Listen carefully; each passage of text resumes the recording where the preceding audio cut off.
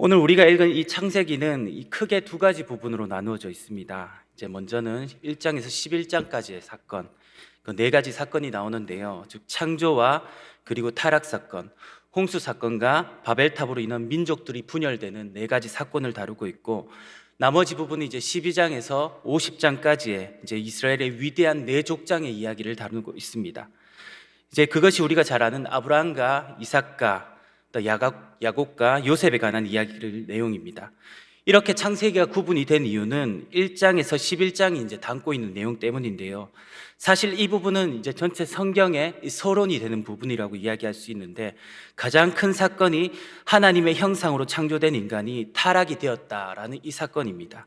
그래서 죄로 인해 타락한 인간이 어디까지 타락할 수 있으며 어떤 존재가 되었는지를 기록해 놓은 것이 이 11장까지의 내용입니다.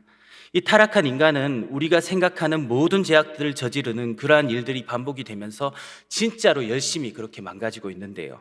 그래서 성경은 어떻게든 희망이 없고 어떠한 가능성이 없는 인간의 비참함을 창세기서 11장까지 이제를 통해서 그리면서 하나님이 필요하다라는 것을 역설하고 있습니다. 그래서 오늘 우리가 함께 읽은 이 12장부터 이 비참한 인간을 향한, 정말 이 망가진 이 인간을 향한 구원을 계획들을 하나님이 직접적으로 이제 보여주기 시작합니다. 그 시작이 이제 오늘 우리가 읽었던 이 아브라함을 부르는 사건을 통해서 나타나게 되는데요. 그래서 이어지는 내용들을 보면 우리가 잘 알다시피 아브라함은 이스라엘의 믿음의 조상이 되는데, 이 한 사람을 통해 우리 구주 예수 그리스도가 탄생하게 되는 놀라운 가정의 그런 여정들을 시작하게 됩니다. 그 시작이 오늘 우리가 읽은 12장 1절에서부터 아브라함을 부르면서 이 모든 구원의 계획들을 시작하게 되는데, 우리 창세기 12장 1절을 우리 다 같이 한번 읽어보겠습니다. 12장 1절입니다. 시작. 여호와께서 아브라함에게 이르시되 너는 너의 고향과 친척과 아버지의 집을 떠나 내가 내게 보여줄 땅으로 가라. 아멘. 오늘 하나님은 특이한 명령으로서 아브라함을 부르시는데, 그것이 무엇이냐 하면 바로 떠나라라는 명령으로 이제 아브라함을 부르고 있다라는 겁니다. 굉장히 특이한 일 아닙니까? 위대한 믿음의 조상의 출발은 바로 떠남에서부터 시작이 되었다라고 오늘 성경은 가르쳐주고 있다라는 거예요. 왜 그랬을까요? 그 이유는 이 떠남이 있어야지만 위대한 출발을 할 수 있다라는 것을 오늘 성경이 보여주고 있는 내용이라는 겁니다. 그래서 오늘 하나님께서 아브라함이 크게 세 가지를 떠나라고 이야기를 하는데요. 먼저는 본토를 떠나라라고 이야기를 합니다.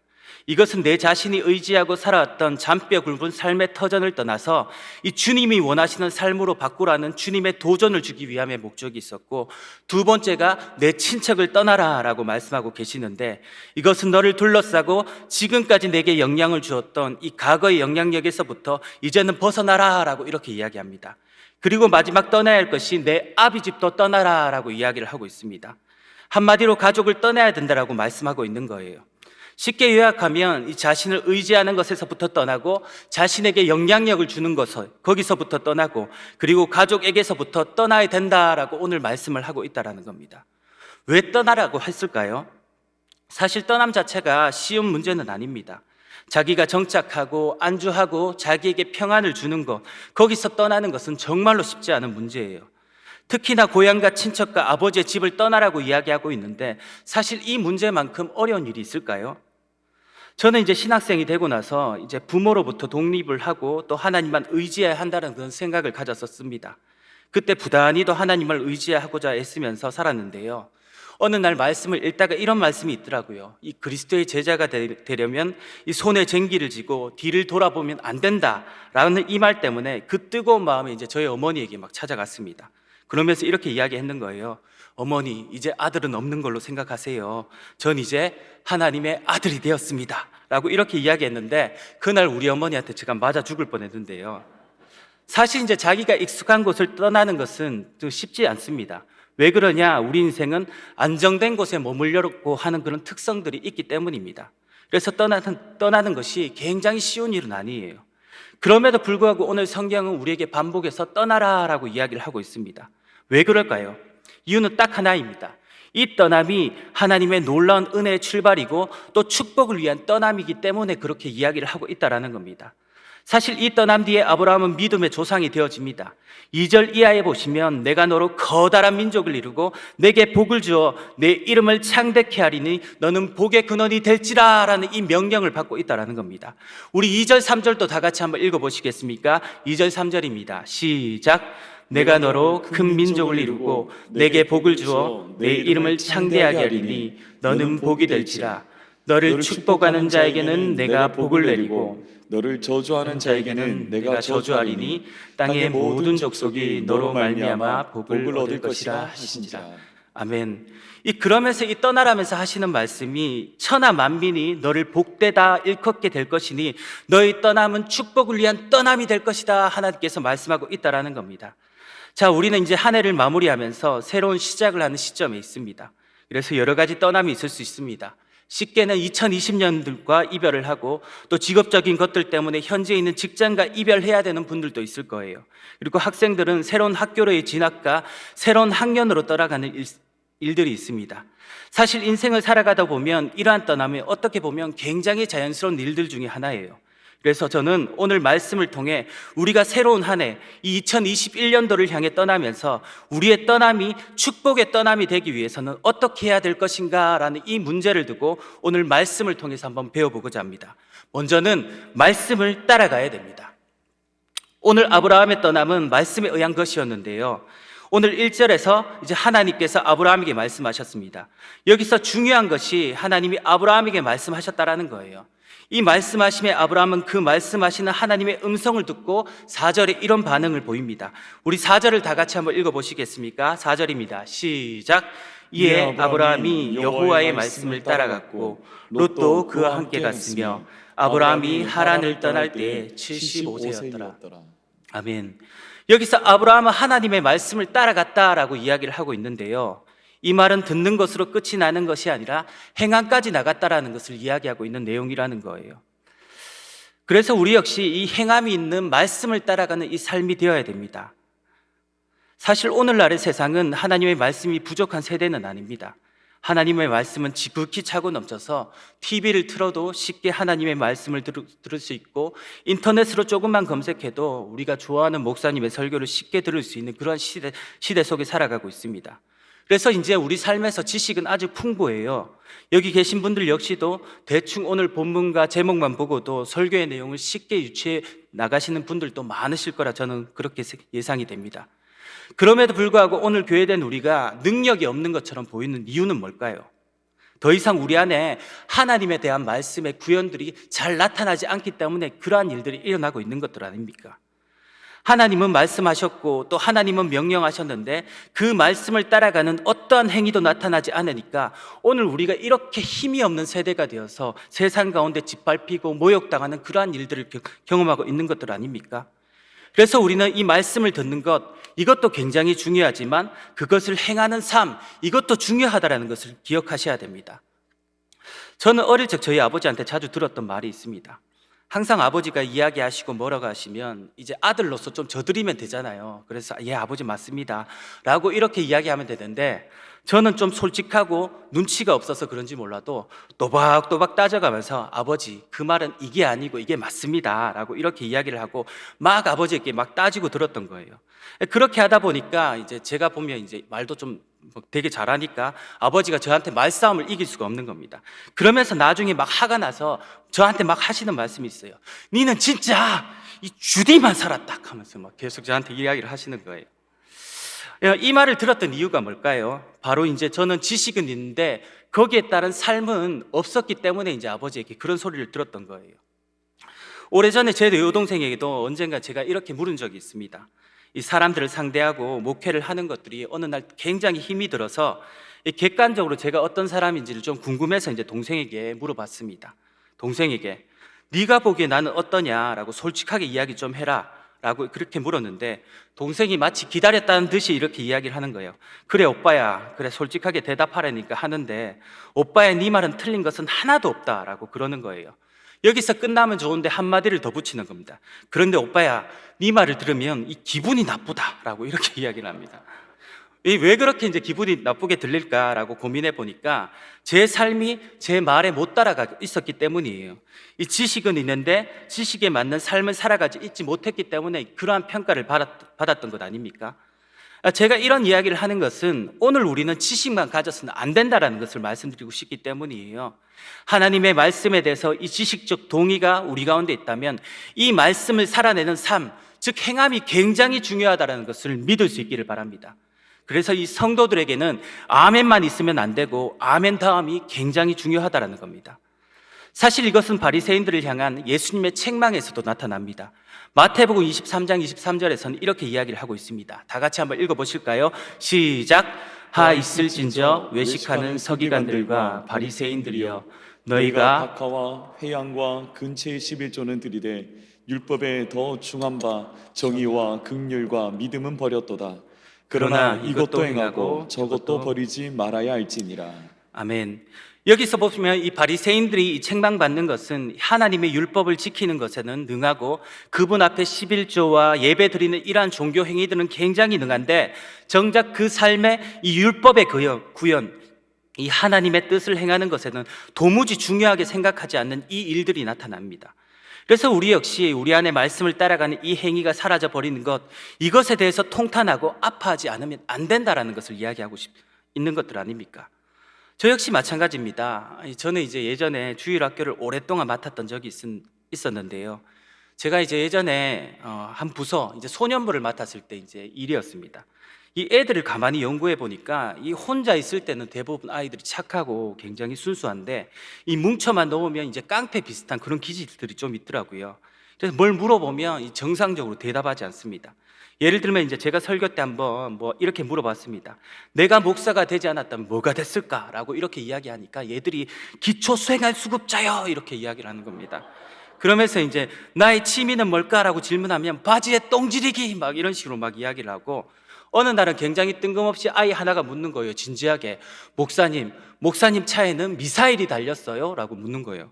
그게 무슨 뚱딴지 같은 소리냐라고 이렇게 막 물으니까 왜 그런 소리를 하느냐라고 물으니까 이 아이 대답이 목사님은 김정은 닮았잖아요 라고 이렇게 이야기를 하는 겁니다. 제가 그 이야기를 듣고 참 멘탈이 살짝 흔들리긴 했는데 그렇다고 제가 상처받았느냐 물으신다면 그렇지는 않습니다. 저는 웬만해서는 아무렇지도 않습니다. 왜 그런지 아세요? 제가 그때 그 아이들을 맡으면서 먹었던 마음이 이 아이들을 끝까지 사랑하겠다라는 이 마음을 먹었기 때문이에요. 사실 이제 제가 가진 지식들이 완전해지려면 전 아이들을 사랑하는 이 행함까지도 반드시 나가야 됩니다. 이것이 제가 말씀을 따라가는 이 삶의 방식이라는 거예요. 우리 역시 마찬가지입니다. 이미 우리는 충만한 지식은 가득할지도 모릅니다. 그러나 오늘 우리가 아는 만큼 살아가고 있는지, 즉 말씀을 따라가는 이 삶이 구현되는지는 한번 고민해 보셔야 돼요. 그래서 우리는 이 아브라함을 기억하셔야 됩니다. 이 아브라함은 하나님의 말씀을 듣는 것, 여기서 끝나지 않고 그 말씀을 따라가는 이 결단으로 나갔다라는 겁니다. 그것이 새로운 출발이 되었고 그를 위대한 믿음의 조상으로 세우게 되는 놀라운 축복의 비결이 되었다라는 겁니다. 오늘 우리 역시 말씀을 따라가야 됩니다. 그렇게 할 때 그것이 축복의 떠남이 되어줄 수 있다는 것을 믿을 수 있기를 바랍니다. 이 첫 번째 이 말씀을 따라가는 이 결단들이 있었다면 두 번째로는 이 삶의 현실에서 떠나야 됩니다. 창세기 12장 4절을 우리 다 같이 다시 한번 더 읽어보시겠습니까? 12장 4절입니다. 시작. 이에 아브라함이 여호와의 말씀을 따라갔고 롯도 그와 함께 갔으며 아브라함이 하란을 떠날 때에 75세였더라. 아멘. 이 말씀을 따라가는 이 삶의 구현이 우리 가운데 되었다면 우리의 현실에서 뛰어내리는 이 결단들도 있어야 됩니다. 오늘 아브라함은 힘들고 어려운 상황 속에서도 이 말씀을 따라가는데요. 이것은 보이지 않는 하나님의 약속을 믿고 나갔다라는 이야기를 하고 있습니다. 하나님이 가나안 땅으로 가라고 명령하셨지만 이 가나안 땅을 가기 위해서는 현실의 삶에서 뛰어내려야 되는 그런 결단들이 굉장히 필요했다라는 겁니다. 사실 오늘날 같으면 이 가나안 땅 어디지? 라고 하면서 다음이나 네이버나 구글이나 이런 데 검색이라도 해봐서 그 땅에 대해서 조사도 해볼 건데 그 당시에 이제 하나님 말씀만 믿고 따라가기에는 너무나 막연한 곳이 이제 가나안 땅이었습니다. 하나님은 가라고 했는데 도대체가 정보가 없는 그런 땅이에요. 그런데 아브라함은 약속 하나를 믿고 자신의 모든 것을 포기하고 그 길을 떠나갔다라고 오늘 성경 가운데 기록을 하고 있습니다. 사실 아브라함은 갈대아 우르라는 이 고향을 떠나는 것이 굉장히 쉽지 않았습니다. 요즘 이제 고고학이 발달되면서 이 갈대아 우르, 즉 메소포타미아 이제 우르 지역에 대한 고고학적 발견이 이제 많이 이루어지고 있는데요. 그 자료에 따르면 이제 옛날에 무려 그 고대 도시가 25만 명이 모여 살고 있는 그런 커다란 도시였다라고 이야기하고 있습니다. 그래서 2층, 3층의 벽돌집들이 고고학적인 발견 속에서 이루어지고 있고, 뭐 여러 가지 이제 상업적인 발전은 말할 것도 없고 사람들이 필요한 모든 것이 모여 있는 곳이었습니다. 이것만 보더라도 꽤 괜찮은 도시고, 이 발전된 도시고, 문명이 충만하게 발전되었던 도시였다는 것을 알 수 있습니다. 그리고 거기서 아브라함은 우상을 만들어서 팔던 장사를 했는데 그것이 먹고 사는데 아무 지장을 주지 않았습니다. 그래서 적당히 삶을 살아가며 편안하게 살아갈 수 있는 환경을 제공해 주었고, 그 결과 아브라함은 자기에게도 안락을 주던 그러한 도시를 떠나는 것, 그것은 절대로 쉽지 않았다라는 거예요. 사실 우리가 이제 무언가 이제 익숙해 있는 것을 떠나는 것은 굉장히 쉽지 않습니다. 저의 개인적인 경험에 비추어 봐도 전 지금까지 살면서 이제 거의 대구를 떠나본 적이 없습니다. 특별히 저는 이제 대구시 북구에 살았는데요. 이 부단히 노력해 봤는데 이 집도 북구였고, 학교도 북구고, 직장 다닐 때도 북구고, 이 교회도 북구고, 결혼해서도 북구였습니다. 어떻게 해서든 이제 북구를 벗어나기 쉽지 않더라고요. 그래서 한번 이름을 차라리 이 북구로 바꿀까라고 이렇게 생각했던 적이 있었는데요. 그래서 제가 이제 인생에서 지금 집을 떠나서 제일 멀리 왔던 게 바로 경산입니다. 이제는 이름을 이 경산으로 바꿔야 될 것 같은데, 사실 여기 오면서도 이제 굉장한 고민은 많았습니다. 삶의 터전을 바꾼다는 것이 생각보다 쉽지는 않아요. 그런데 아브라함은 그것을 떠나왔다는 것을 오늘 성경은 이야기하고 있습니다. 이것이 무엇을 말하는 걸까요? 이 자기가 안주하고 있는 이 삶의 현실에서 뛰어내리는 이 결단이 그들 삶 가운데 있었다라는 것을 이야기하고 있는 것들 아닙니까? 사실 거기에서 이제 뛰어내리면 이 죽을 것 같은 그런 느낌을 주지만 사실 그렇지는 않습니다. 예전에 이제 규장에서 나온 이찬수 목사님의 책, 이제 보호하십이라는 책이 있는데 거기서 이제 이런 이야기가 나옵니다. 어떤 자매님이 이제 목사님께 이메일을 보냈다라는 거예요. 이 사정이 이런데요. 어떤 자매가 이제 결혼을 해서 살게 되었는데 이 남편이 이제 상습적인 막 폭행을 하고 의처증 뭐 이런 것도 일삼으면서 막 괴롭히기 시작하니까 이 자매가 이제 도저히 참을 수 없어서 이 남편과 이혼을 하게 된 겁니다. 그러던 중에 이제 자신에게 따뜻하게 다가오던 이 직장 상사가 한 분 다가오는데, 이분은 이제 불행히도 다 좋았는데 이제 유부남이라는 이제 불행한 조건이 하나가 있었던 거예요. 그래서 이제 불륜 관계에 빠지게 되는데요. 그 기간이 이제 무려 이제 10년 동안이 지속이 되었습니다. 그러던 중에 이 10년을 다니면서도 열심히 교회를 나갔었고 새벽 기도도 나오고 하나님을 찬양하는 이 일은 계속되었습니다. 언젠가 처음에는 이제 처음 마음에는 좀 정리해야지 라는 마음을 들었지만 1년, 2년 지나다 보니까 더 이상 그것이 자기에게 죄처럼 느껴지지 않는 거예요. 남들도 이만큼은 다 죄 짓고 산다 라는 이런 말을 하게 되었었고, 그래서 이게 결단하는 것들이 쉽지가 않았습니다. 그래서 이제 어느 날은 이제 한 10년이 지나 어느 날쯤에 이제 부흥회를 어디 참석하게 되었는데요. 그때 목사님께서 이야기하시는 내용이 뭐냐면, 여러분이 의지하고 있는 배에서 뛰어내려야 됩니다 라는 이 말을 하게 되었는데, 거기서 이제 마음이 강한 찔림을 이제 막 받게 되었던 거예요. 그래서 이제 이 남자와 관계를 정리해야 되겠다고 결단하고 이 집으로 돌아오게 되는데, 막상 이별을 통보하려다 보니까 10년 동안 이어져 왔던 그 관계를 끊는 게 쉽지 않았던 거예요. 정말로 이제 마음이 괴로웠고 마치 자기가 죽을 것 같은 그런 느낌을 가졌던 겁니다. 그래서 이제 그때 이 목사님에게 이제 그렇게 찾아갔습니다. 이런 사정이 있는데 어떻게 해야 되면 좋겠습니까? 라고 이야기하니까 그 목사님께서 이야기하시는 것이, 자매님, 그 배에서 지금 뛰어내리셔야 됩니다 라는 이 이야기를 들었다는 겁니다. 사실 죽을 것 같지만 그 가운데 뛰어내리면 죽을 것 같을까요? 절대로 그렇지 않습니다. 이 뛰어내릴 때 반드시 역사가 일어난다는 것을 우리는 믿을 수 있지 않겠습니까? 이 베드로가 배 위에서 예수님을 만날 때를 한번 상상해 보세요. 깜깜한 밤 사경에 이 폭풍우가 몰아치는 그 밤에도 이 베드로는 이 주님이시라는 이 소리를 듣고 배 위에서 뛰어내리는데, 결국에는 그 바다를 걷게 되는 사건이 우리가 성경 가운데서 볼 수 있지 않겠습니까? 마태복음 14장 28절 29절입니다. 제가 한번 읽어드리겠습니다. 베드로가 대답하여 이르되, 주여, 만일 주님이시거든 나를 명하사 물 위로 오라 하소서 하니, 오라 하시니 베드로가 배에서 내려 물 위로 걸어서 예수께로 가되. 아멘. 베드로가 어떻게 이런 일들을 해나갈 수 있었을까요? 이 밤 사경에 막 폭풍우가 몰아치는 그 바다에서 자기는 방금 전까지 막 죽을 것 같은 그런 경험들을 했었습니다. 이 배 아니면 내가 죽을 것 같고 여기서 뛰어내리며 오늘 완전 박살이 나는 날이다, 이렇게 생각을 하고 있었는데 그때 예수님의 그 주님의 소리에 집중했기 때문에 이 현실에서 뛰어내리니까, 그 바다 위에서 뛰어내리니까 그 바다 위를 걷게 되는 놀라운 기적의 역사가 일어났다는 것을 우리는 기억하고 있지 않습니까? 우리 역시도 마찬가지예요. 오늘 우리의 현실에서 진짜 주님이 기뻐하실 만한 삶을 살아가기 위해서는 현실에서 뛰어내림의 이 결단들이 필요합니다. 사실 현실 감각이 뛰어나서 모든 것을 상식에 가두어 버리면 우리는 하나님을 제한하는 것밖에는 되지 않는다라는 겁니다. 오늘 우리는 시도하기 전에 미리 안 된다라는 것을 너무 강조하는 그런 시대를 살아가고 있는 것 같습니다. 삶에서 하나님을 제한하는 일들이 굉장히 많습니다. 이건 교회 안에서도 마찬가지예요. 앞에서 무언가를 이끌어갈 때 가장 힘든 것 중에 하나가 무엇이냐면, 어떤 계획을 막 이야기하는데 의심의 눈초리를 보낼 때 그때 앞에 서 있는 리더의 입장으로서는 굉장히 힘이 들 때가 많습니다. 되겠나라는 이 말 때문에 사람들 전체를 이제 지치게 만드는 그런 일들이 굉장히 많이 있다라는 거예요. 제가 이제 신학을 처음 시작하게 됐을 때도 저 역시 네가 되겠나라는 말을 참 많이 들었습니다. 굉장히 이제 축복 가운데 이 길을 갔던 것이 아니고요. 그렇게 이제 처음에 신학을 시작하겠다, 갑자기 직장 다니고 이제 그걸 그만두고 가겠다고 이야기하니까 우얄락하노라는 반응이 이제 제가 주변에서 제일 많이 들었던 반응 같습니다. 그러면서 이제 어찌어찌 하다가 제가 모교에서 이제 3년 동안의 이제 사역을 그렇게 이제 은혜를 받아서 할 수가 있었는데요. 제가 이제 어릴 적부터 다니던 교회니까 이제 어떤 집사님은 제가 그곳에서 이제 사역을 3년 정도 했음에도 불구하고 3년 동안 저를 향해서 어여라고 이렇게 부르시는 거예요. 어여. 그분이 이제 그렇게 했던 것은 제가 이제 너무나 어리게 보였기 때문이죠.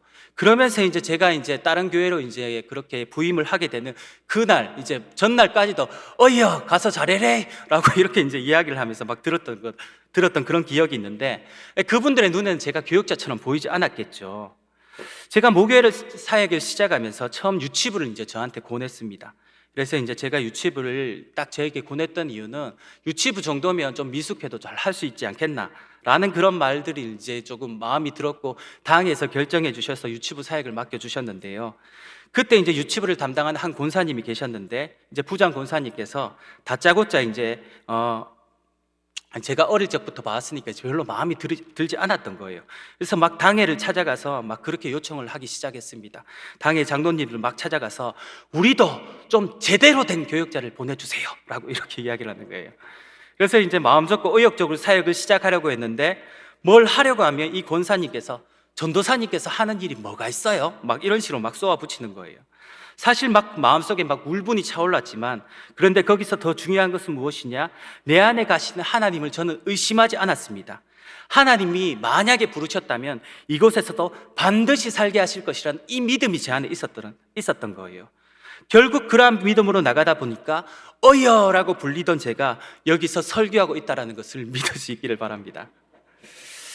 물론 지금은 이제 교육자처럼 살아가고 있느냐라고 물으신다면 꼭 그렇지는 않습니다. 저랑 친한 이제 한 집사님이 저한테 막 이야기를 하시는 거예요. 저는 이제 목사님이 참 좋습니다라고 어느 날 한번 그렇게 이야기하시는 거예요. 뭐가 좋지? 말씀이 좋나? 찬양이 좋나? 막 여러 가지 이제 상상을 하면서 물었습니다. 왜 좋으세요? 라고 이렇게 이야기하니까 그 집사님이 목사 같지 않아서 참 좋습니다 이렇게 이야기를 하는 겁니다. 물론 이제 좋은 의미로 이제 저에게 그렇게 이야기를 해주신 건데, 하여튼 제가 왜 이런 이야기를 하느냐 하면, 하나님을 믿지만 우리의 상식 안에서 하나님을 가두어서는 안 된다라는 것을 말씀드리고 싶기 때문이에요. 그래서 그분은 능치 못하신 일이 없으신 분이시라는 것을 믿고 그분을 전적으로 신뢰하며 사셔야 된다라는 것을 우리는 믿으셔야 됩니다. 이것 없으면 죽을 것 같고 안 될 것 같은 그곳에서도 우리는 뛰어내리셔야 됩니다. 옛자를 쫓아 행하던 세상 일들에 대해서도 이제는 돌아서셔야 돼요. 오늘 우리 가운데 하나님을 믿고 하나님을 따르기 위해서 가장 방해되는 그것이 무엇입니까? 오늘 하나님은 여러분들에게 그곳에서 뛰어내리라고 말씀하고 계십니다. 그 뛰어내릴 때 하나님은 우리의 삶을 통해 놀라운 축복을 허락하시는 분이시라는 것을 믿을 수 있기를 바랍니다. 아멘. 또 마지막으로 우리가 하나님의 말씀을 따라가기에 세 번째로 순종함으로 떠나야 됩니다. 우리의 축복의 떠남이 되기 위해서 순종함으로 떠나야 되는데, 창세기 12장 5절을 우리 다 같이 한번 읽어보겠습니다. 12장 5절입니다. 시작. 아브라함이 그의 아내 사레와 조카 롯과 하란에서 모은 모든 소유와 얻은 사람을 이끌고 가나안 땅으로 가려고 떠나서 마침내 가나안 땅에 들어갔더라. 아멘. 오늘 본문에서 이 아브라함은 어려운 가정 가운데 이 불완전한 걸음을 내딛었기에 하나님의 축복을 누리는 귀한 은혜의 삶을 살아갈 수가 있었습니다. 처음부터 이것이 가능하겠습니까? 아니에요. 이 위대한 축복의 삶은 아브라함의 불완전했던 이 한 걸음, 즉 믿음의 첫 순종에서부터 이제 시작이 된 겁니다. 이것이 히브리서 11장 8절에서 잘 나타나는데 이 자막을 통해서 우리 함께 읽어보겠습니다. 시작. 믿음으로 아브라함은 부르심을 받았을 때에 순종하여 장래 유업으로 받을 땅에 나아갈새 갈 바를 알지 못하고 나아갔으며. 아멘. 여기서 이제 순종하여라는 말이 나타나는데요. 그러나 이것은 순탄하게 그 길을 갔다고 이야기하는 것은 아닙니다. 사실 생략되어진 많은 고난과 고통이 이제 그 가운데 있었다라는 것을 전제하고 있는 내용들 아닙니까? 오늘 본문의 5절에 나타나는 이 마침내라는 이 단어가 모든 것을 저는 설명하고 있다고 생각을 하는데요. 이것은 성경이 다 기록하지 못한 그러한 고난과 고통의 과정들이 그 안에 있었다라는 것을 이야기하고 있습니다. 이 순종을 위해서는 이 고난의 과정이 그 아브라함에게도 있었다라는 것을 이야기하고 있는 내용이라는 겁니다. 사실 아브라함은 자기 아버지 데라가 죽고 나서 75세에 가나안 땅을 향해 갔다라고 오늘 본문 가운데 기록을 하고 있습니다. 사실 이 소명은 이미 갈대아 우르에 있을 때 하나님이 주셨던 건데요. 그 증거가 이제 사도행전 7장 2절에 이 스데반의 설교에서 나타나는데 사도행전 7장 2절도 우리 다 같이 한번 읽어보겠습니다. 시작. 스데반이 이르되 여러분 부형 들려 들으소서. 우리 조상 아브라함이 하란에 있기 전 메소포타미아에 있을 때에 영광의 하나님이 그에게 보여. 아멘. 이 스데반은 아브라함의 이 소명이 메소포타미아에 있을 때 받았다라고 이렇게 기록을 하고 있는데 이 메소포타미아는 갈대아 우르를 지칭하는 그런 말입니다. 이때 나이가 굉장히 중요한데요. 이 창세기 11장 31절에 보면 갈대아 우르를 떠날 때 결혼을 했다라고 그렇게 이제 기록을 하고 있는데 이 당시에 이제 족장들은 여러 가지 이제 창세기 기록들을 보면 이 30세 전후로 이제 그렇게 결혼을 했다고 그렇게 알려져 있습니다. 아브라함 역시도 이제 비슷하게 결혼을 했다면 아마 오늘 이 본문에서 이 말씀을 따라갔고라는 이 순종은 거의 40년 정도 걸렸다라는 거예요. 이 첫 소명은 하나님께서 떠나라고 명령하셨던 그 말씀은 아마 길게 잡아도 한 35세 그 정도에 이제 그렇게 순종을 받았는데 오늘 떠났던 나이는 75세 이 40년의 기간이 걸렸다라는 것을 이야기하고 있다라는 겁니다. 이 떠남이 많은 것들을 버리고 떠나는 걸음이었고 포기하고 떠나는 걸음이었고 하나님의 말씀은 있지만 그것만 믿고 가기에는 두려움이 많은 그러한 걸음이었습니다.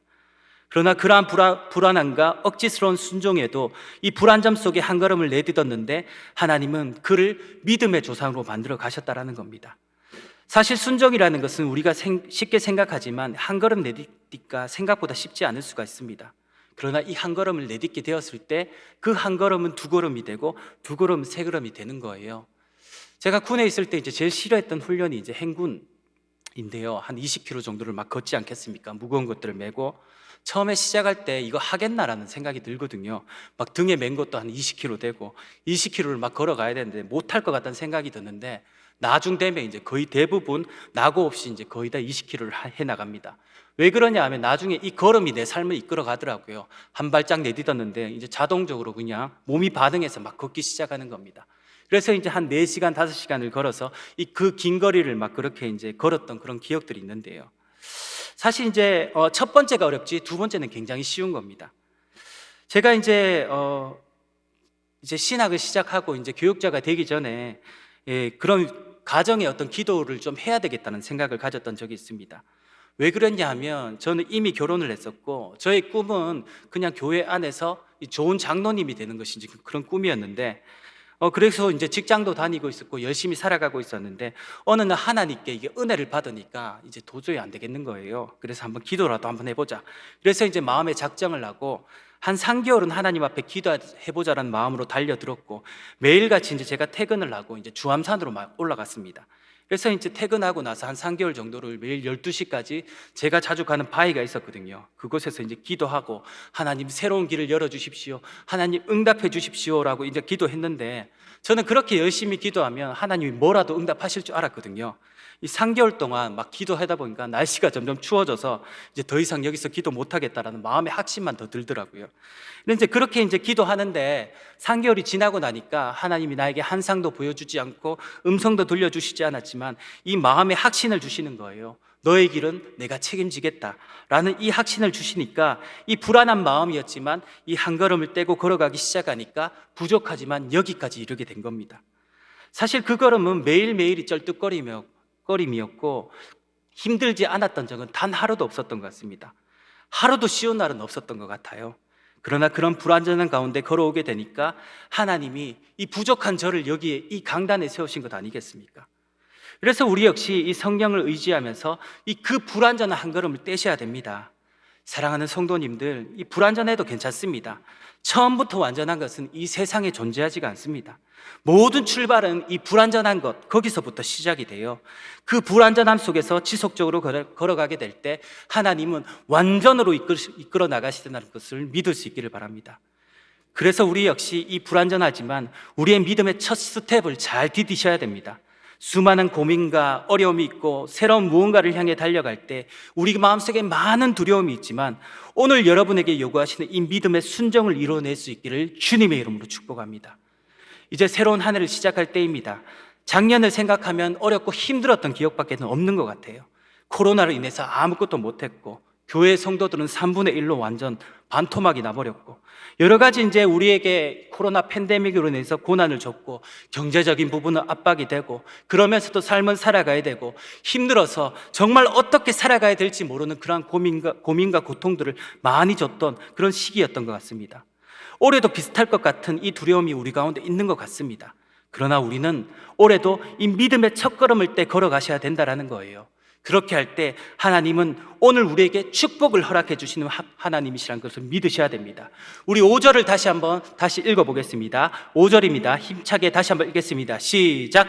아브라함이 그의 아내 사레와 조카 롯과 하란에서 모은 모든 소유와 얻은 사람을 이끌고 가나안 땅으로 가려고 떠나서 마침내 가나안 땅에 들어갔더라. 아멘. 여기서 인상적인 단어 하나가 나타나지 않습니까? 마침내. Finally. 가나안 땅에 들어가게 되었다라는 거예요. 그 불완전한 믿음의 첫걸음을 내딛었지만 하나님을 의지하고 순종했을 때 마침내 가나안 땅에 이르게 되는 그런 것들, 은혜가 있었다라는 겁니다. 우리의 불완전한 걸음이 결국은 가나안 땅에 하게 되었다라는 거예요. 사실 삶은 이 불완전할 수밖에 없습니다. 아무리 잘 살아보려고 해도 이 삶은 괴롭고요, 힘들게 할 거예요. 이 속 썩이는 자식들은 여전히 속을 썩일지도 모르고 안 믿는 남편이 갑자기 믿음이 확 좋아지지도 않습니다. 아내의 바가지도 올해도 계속 될 겁니다. 올해 괴롭혔던 사람이 내년에 갑자기 천사가 되지 않습니다. 노력해도 세상은 우리에게 절망을 줄 거고요, 불공평한 세상은 여전히 불공평하다는 이런 느낌을 우리에게 줄 거예요. 내년이 더 좋아지다는 보장이 없습니다. 앞으로 우리는 여전히 어려운 일들이 우리 가운데 찾아오게 될 거라는 거예요. 그렇지만 중요한 건 무엇인지 아십니까? 그 어렵고 힘든 현실 가운데서도 하나님은 여전히 여러분들과 함께하고 계시다라는 것을 믿을 수 있기를 바랍니다. 그래서 이 믿음으로 말씀을 따라 살아가시는 귀한 삶을 구현해 나가셔야 된다는 거예요. 비록 쩔뚝거릴지라도 이 성령을 의지하여 그 길을 정직하게 걸어가게 될 때 하나님은 우리를 마침내 영적인 가나안 땅에 도달하게 하실 것이라는 이 믿음을 가질 수 있기를 주님의 이름으로 축복합니다. 아멘. 그 첫걸음이 비록 불완전한 걸음이라 할지라도 하나님께서는 마침내 우리에게 영광을 허락해 주실 줄 믿을 수 있기를 바랍니다. 아멘. 사실 우리가 자주 부르는 이 찬양 가운데도 이것이 나타나지 않습니까? 우리 함께 기도해 주 앞에 나와 무릎 꿇고 긍휼 베푸시는 주 하늘을 향해 두 손 들고, 여기까지만 보면 아무런 변화도 일어나지 않습니다. 하나님 앞에 무릎 꿇고 하늘을 향해 두 손도 들고 막 열심히 하나님을 찾고 있지만 마치 공허한 벽에 이제 부딪힌 것처럼 괴로움만 있을 뿐이에요. 어떠한 변화도 나타나지 않는 것 같아요. 그러나 끊임없이 이 기도를 계속해서 해나갈 때 후렴의 기쁨을 하나님께서 허락해 주실 겁니다. 하늘 문이 열리고 은혜의 빗줄기 우리 위에 내리도록 마침내 주 오셔서 의의 빗줄기 우리 위에 부으시도록, 이 찬송의 가사처럼 많은 인내 속에 가나안 땅에 이르는 그러한 기쁨을 우리 가운데도 주신다는 것을 우리는 믿으셔야 된다는 겁니다. 제가 어릴 적 아버지를 따라서 약수터 이런 데를 많이 갔었거든요. 여기 가면 약수터에 특이한 게 있었는데 뭐냐면 이제 그 바위에 이제 움푹 패여 있는 약간 이제 그릇처럼 이제 그런 데서 막 물을 퍼서 이제 그렇게 막 담는 약간 그런 시스템이었습니다. 그러면서 이제 제가 그때 어떤 아저씨의 이야기를 들었는데 어떻게 이제 이렇게 되었는지 이야기를 하니까 그 아저씨가 이제 위에서 떨어지는 이 물방울 이게 막 수십 년 동안 흘러서 결국 그 평평하던 바위에 계속 떨어지게 되니까 이 바위도 뚫어내더라라고 이렇게 이야기를 하는 것들을 들었습니다. 마찬가지 아닐까요? 우리가 기도하고 있는 것, 하나님께 무언가 바라고 있는 것, 여러 가지 것들이 있을 수가 있습니다. 도대체 오랫동안 기도해도 하나님은 내 삶에 응답해 주시지 않는 것 같고, 하나님이 명령하셔서 이 길을 가고 있음에도 불구하고 마치 터널을 걷는 것 같은 이런 괴로움이 우리 가운데 있을 수가 있다는 거예요. 그러나 그 가운데서도 우리가 끊임없이 지속하며 나가게 될 때 이 바위를 뚫어내는 그러한 기쁨이 우리 가운데 있다는 것을 믿을 수 있기를 바랍니다. 아멘. 사랑하시는 여러분, 우리 역시 온전한 인내를 이룰 수 있기를 바랍니다. 아멘. 그래서 어느 순간에서나 믿음의 주여 온전케 하시는 그리스도를 바라보시면서 우리 앞에 놓인 이 믿음의 경주를 잘 달려가며 오늘도 이 믿음의 첫 순종, 비록 어렵고 힘들지만 주님께서 걸어가시라는 그 걸음들을 두벅두벅 걸어가심으로 말미암아 하나님의 복을 받아 누리시는 귀한 은혜의 사람 될 수 있기를 주님의 이름으로 축복합니다. 아멘.